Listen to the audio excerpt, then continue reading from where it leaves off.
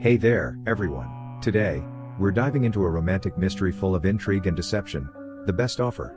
Watch until end because the plot twist in the end of the movie will blow your mind.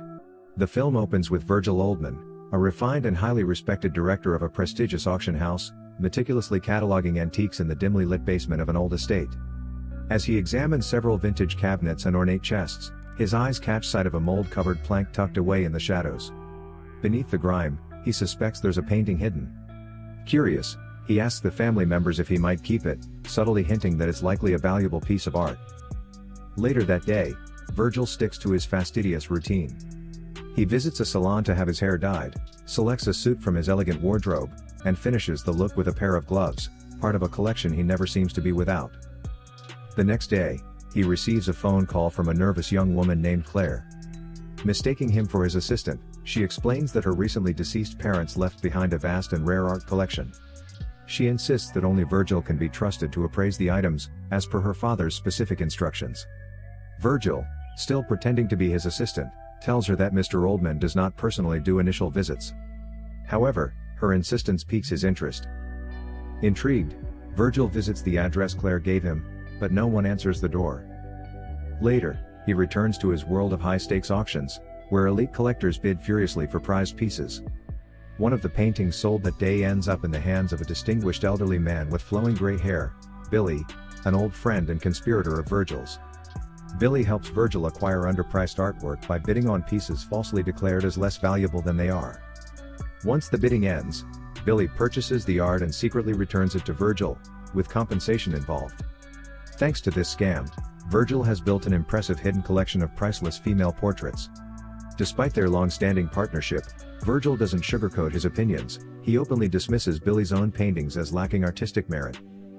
That evening, Virgil places his newest acquisition behind a wall panel in a secret room concealed behind his glove closet. The hidden chamber is a private gallery, filled floor to ceiling with beautiful, expressive portraits of women, his true obsession.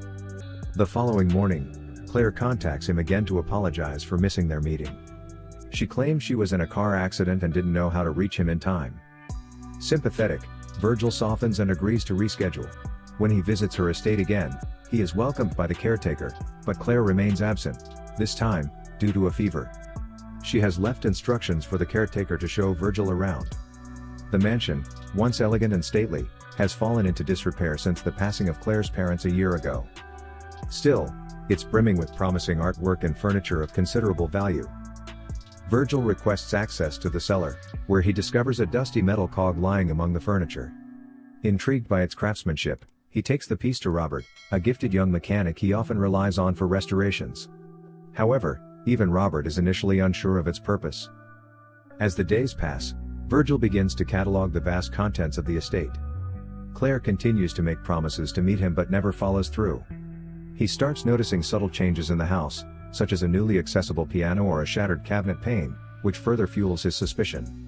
Frustrated, he tells the caretaker he will abandon the project unless Claire shows herself soon. At that moment, the caretaker calls Claire, and Virgil berates her for her continued evasiveness. Suddenly, a worker nearby drops a ladder that crashes down the stairs with a metallic screech. Virgil hears the identical sound echo through Claire's phone. Realizing she must be inside the house, possibly in the next room, he demands she reveal herself. Still over the phone, Claire offers an excuse: her car was stolen and she spent the morning at the police station. Virgil paces through the house, calling out for her, but she abruptly ends the call, asking him to contact her later that night. That evening, Virgil visits Robert again. Robert has closely examined the mysterious cog and discovered it was crafted using a rare 18th century technique, making it part of an antique mechanical device, possibly an automaton. Desperate to learn more about Claire, Virgil bribes the caretaker for information. To his surprise, the caretaker admits he's never once seen Claire in all the years he's worked for the family, not even a glimpse of her face.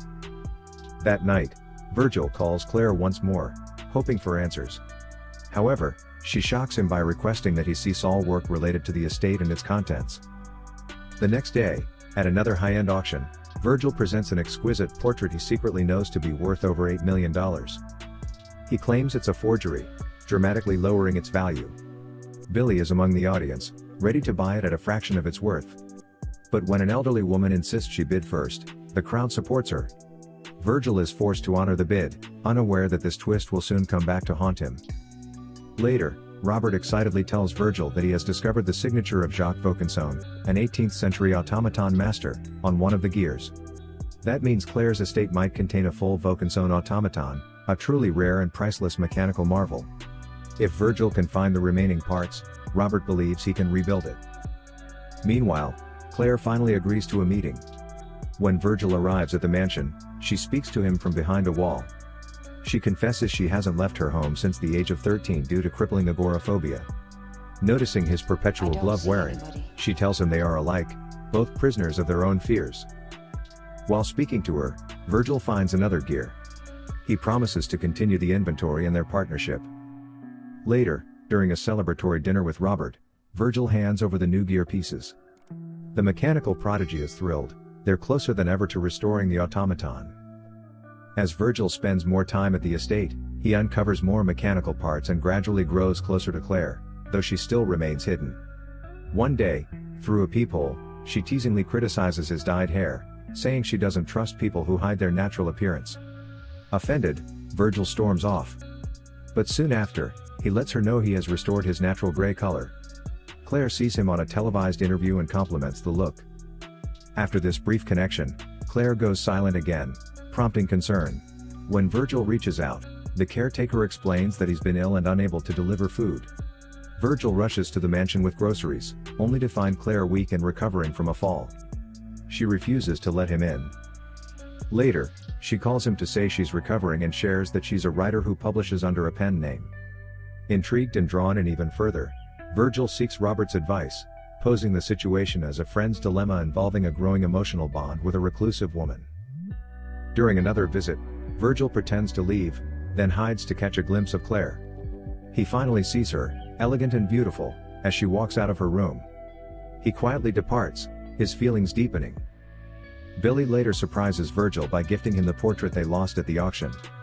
He had tracked it down and bought it from the old woman, an attempt to comfort his friend. On Claire's birthday, Virgil brings her flowers, but she becomes upset over the low valuations given to her family's possessions. Their argument escalates, ending with Virgil angrily discarding the bouquet. Later, Claire calls him in tears. Her fear of the outside world is suffocating, and Virgil rushes to her side. He suggests therapy, but she prefers confiding in him. He notices a dark-haired woman's portrait has been moved.